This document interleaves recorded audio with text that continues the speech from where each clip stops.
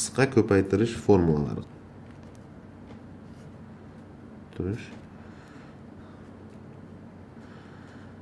Formular. Demek qisqa ko'paytirish formulalari. Bular quyidagilardan iborat. Demek birinchisi demek ana a kvadrat. Demek mana minus b kvadrat. Bu a minus b ko'paytirilgan demek a plus b. Keyingisi a plus b ning kvadrati. Shu o'quvchilarga shu izoh berib o'tishga to'g'ri keladi. A kvadrat minus b kvadrat demek bu kvadratlar ayirmasi deb og'zaki tarzda aytiladi. A plus b ning kvadrati. Bu demek yig'indining kvadrati deb yuritiladi. Demek buni qovuslarni ochib chiqqanda demek a kvadrat plus 2ab plus b kvadrat tarzda bo'ladi. Endi a minus b ning kvadrati bu ayirmaning kvadrati deb yuritiladi. Bu esa a kvadrat minus 2ab plus b kvadrat tarzda ochiladi. A kub minus b kub ya'ni kublar ayirmasi. Kublar ayirmasi a minus b a kvadrat plus ab plus demek mana b kvadrat. Xuddi shu kublarning yig'indisi. Demek a kub plus b kub. Bu yerda demek mana a plus b a kvadrat minus ab plus demek mana b kvadrat. Endi yig'indining kubi a plus b ning kubi bu a kub plus 3a kvadrat b plus 3ab kvadrat plus demek b kub. Va oxirgisi demek ayirmaning kubi a minus b ning kubi. A kub minus 3a kvadrat b plus demek 3ab kvadrat minus b kub. Demek mana bu 7 ta qisqa ko'paytirish formulalarini albatta yoddan bilish bu maqsadga muvofiq hisoblanadi. Aytaylik, ko'pchilik o'quvchilarimiz mana bu birinchi masalan a kvadrat minus b kvadrat a minus b ko'paytirilgan a plus b. Formuladan foydalanishda faqat harfiy ifodalardagina qo'llash joiz. Boshqa paytda, ya'ni sonli ifodalarda qo'llashga qaysidir ma'noda qiynalishadi. Bunga mana misol tariqasida biror kishi sizga savol berishi mumkin. Masalan, 49 ni 51 ga og'zaki ko'paytira olasizmi? Demak, 49 ni 51 ga mana og'zaki ko'paytirish mumkinmi? Og'zaki ko'paytmani toping.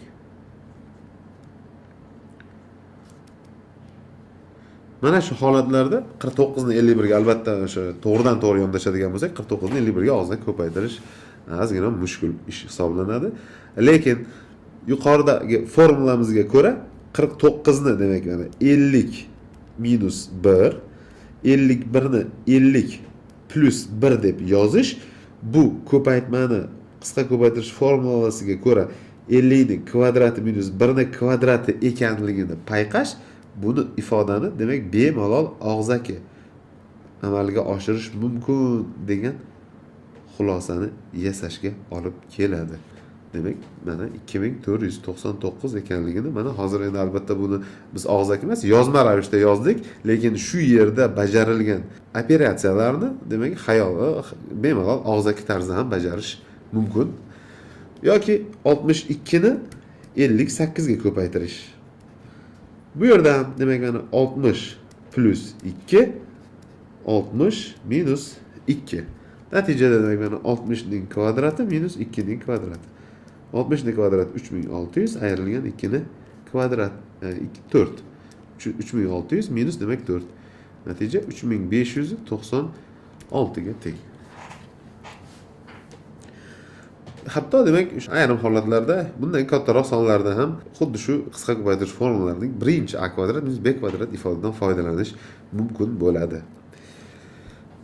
Keyingi ifodalarda ham masalan sonli ifodalarda dastlab bularni tahlil qilaylik. Masalan mana 101 ning kvadrati. 101 ning kvadrati. 101 ning kvadratini demak shu ushbu formulalar yordamida osonroq tarzda mana bunday topish mumkin. Demak 100 plus 1 deb tasvirlanadi. Buni formulaga ko'ra demak 100 ning kvadrati plus 2 ko'paytirilgan 100 va plus demak 1 ning kvadrati. Demek hisoblashlarni amalga oshiramiz. Demak 100 ning kvadrati 10 ming, 2 ni 100 ga ko'paytirsak 200 va plus 1. Natijada demak 10 ming 201 natijaga ega bo'lamiz. Shu yerda demak natural sonlarning kvadratlarini hisoblash, natural sonlarning umuman kvadratlari bizga kelajakda o'sha kelgusi mavzularni o'zlashtirishda, kvadrat tenglamalarini yechishda juda ham muhim va juda ham zarur hisoblanadi. Hozir mana shu narsaga kichkinagina bir sonning kvadratlari haqida to'xtalamiz. Albatta bu a plus b ning kvadrati, ya'ni o'sha yig'indining kvadrati formulasidan foydalangan holatda. Keling, mana masalan qaysidir o'quvchi aytaylik, mana ko'pchilik 10 ning kvadratigacha bo'lgan, ya'ni 10 ning kvadrati 100. 1, 2, 3 va hokazo 10 sonning kvadratini yoddan bilishadi. Aytaylik 11 ning kvadrati, 12 ning kvadrati, 13 ning kvadrati va hokazo. Keyingi qadamlardagi o'sha keyingi natural sonlarning kvadratlarini og'zaki bilishmaydi. Masalan 11 ning kvadratini topish uchun 10 ning kvadratiga 10 va 11 ni qo'shamiz. Natijada hisoblasak 121. Bu haqiqatda ham o'sha 11 ning kvadrati 121 ga tengligini dalolat beradi. 12 ning kvadrati biz endi 11 ning kvadratini bilamiz deb faraz qiladigan bo'lsak, 11 ning kvadratini ustiga qo'shamiz, demak 11 va 12 ni. Natijada hisob kitoblar natijasida 144 ekanligi kelib chiqadi. 13 ning kvadrati demak 12 ning kvadratiga qo'shamiz, demak mana 12 va 13 ni. Demak bularni hisob kitobini amalga oshirsak 169. Bu mexanizm, ya'ni bu qonuniyat asosida ketma-ket barcha natural sonlarni shu tariqada aniqlash mumkin. Buni albatta og'zaki ravishda har kun kundalik o'quvchilar o'sha har kun 5 ta yoki 6 ta natural son, ayniqsa ikki xonali sonlarni yoddan o'zlari ushbu mexanizm yordamida topishga harakat qilishsa, nazarimda kelajakdagi o'sha kvadrat tenglamalar yoki diskriminant, turli xil o'sha sonning qanday sonni kvadrati ekan bu son degan savollarga osonroq javob berishlariga demak turtki bo'ladi. Shu sababdan demak ushbu ketma-ketlik, ya'ni ushbu xossa deymizmi, qonuniyatni biz keltiryapmiz. Bu qonuniyat aslida ushbu n plus 1 ning kvadrati formulasi asosida yozilyapti. Ya'ni n plus 1 ning kvadrati bu ochib chiqilsa n kvadrat qo'shilgan 2n plus 1. Biz shu ifodani mana bunday holatda yozyapmiz, ya'ni n kvadrat plus n hamda plus n plus 1 tarzida. Mana haqiqatda buni qo'shsak, demak 2n plus 1 demak aynan bular o'zaro teng ifodalar. Mana 12 ning kvadrati demak u n ning kvadrati plus 12n va n plus 1 bu 13. Demak aynan shu ayniyatdan foydalanib mana bunday demak yuqorida ko'rsatgan demak qonuniyatimizni aniqlayapmiz. Bu qonuniyat albatta o'quvchilarga o'sha sonli kvadratlarni topishga asqotadi. Keyingisi demak ayrim ifodalarni o'sha kub yoki o'sha kublar ayirmasi yoki kublar ayirmaning kubi kabi ifodalarda o'sha qisqa ko'payish formulalari juda ham ko'p foydalaniladi. Aytaylik mana a minus 3b ning demak mana kubi. A minus 3b ning kubi. Dastlab demak a ning kubi minus 3a kvadrat, ya'ni 3a kvadrat ko'paytirilgan b, ya'ni b o'rnida demak 3b turibdi. 3b plus 3a ko'paytirilgan b ning kvadrati, ya'ni 3b ning kvadrati hamda minus demak 3b ning kubi. Ahamiyat berdik. Bu yerda demak a o'rnida a turibdi, b ning o'rnida esa 3b turgani bois demak har b turgan joylariga demak 3b qo'yib chiqyapmiz. Bu ifodani demak mana soddalashtirsak a kub minus 9a kvadrat b plus demak hisoblasak demak 27 a b kvadrat minus 27 demak b kubni tashkil qiladi. Yoki yig'indini kubi aytaylik mana 2a qo'shilgan demak mana 5c ning kubi. 2a ning kubi plus 3 ko'paytirilgan demak mana 2a ning kvadrati ko'paytirilgan mana 5c plus 3 ko'paytirilgan mana 2a ko'paytirilgan 5c ning kvadrati hamda oxirida demak 5c ning kubi barobar. Demak birma-bir demak qovuslarni ochib chiqamiz. 8a kub qo'shilgan 60a kvadrat c, ya'ni 2 ning kvadrati 4, 3, 4, 5 ni ko'paytirsangiz 60. Bu yerda a kvadrat va c o'zgarishsiz qoladi. Bu yerda ham sonli ifodalar demak 3 kere 2 6, 5 ni kvadrati 25 demak 150 ac kvadrat. 5 ni kubi demek 125 bo'lgan bois 125 c kub.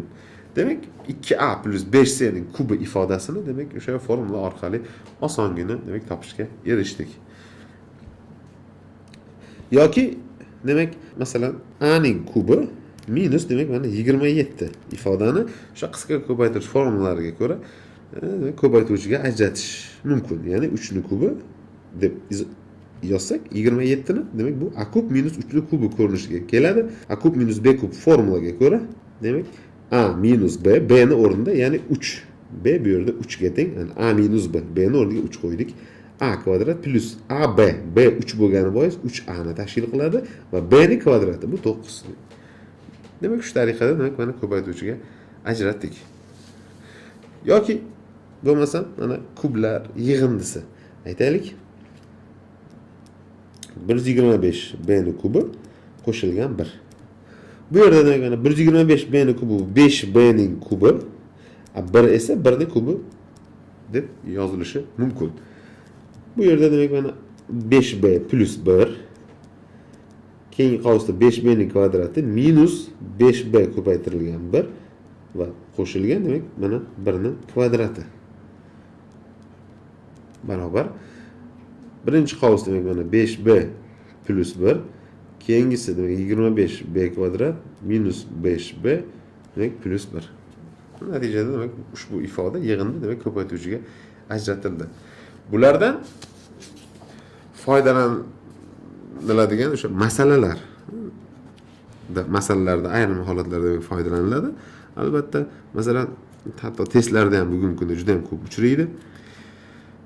7 ni 6-darajasi masalan mana plus 1 soni aytaylik 25 ga bo'linadimi? Yoki 25 ga bo'lganda qanday qoldiq qoladi deb ham savol qo'yilishi mumkin. Ushbu ifodani yuqoridagi o'sha mavzumizdagi o'sha a kub plus b kub formulaga keltirish mumkin. Ya'ni bu yerda 7 ni 6-darajasini 7 ning kvadrati ko'paytirilgan, ya'ni 7 ning kvadratining kubi plus 1 ni esa 1 ning kubi tarzida tasvirlash mumkin. 7 ning kvadrati 49, 49 ning kubi plus 1 ning kubi.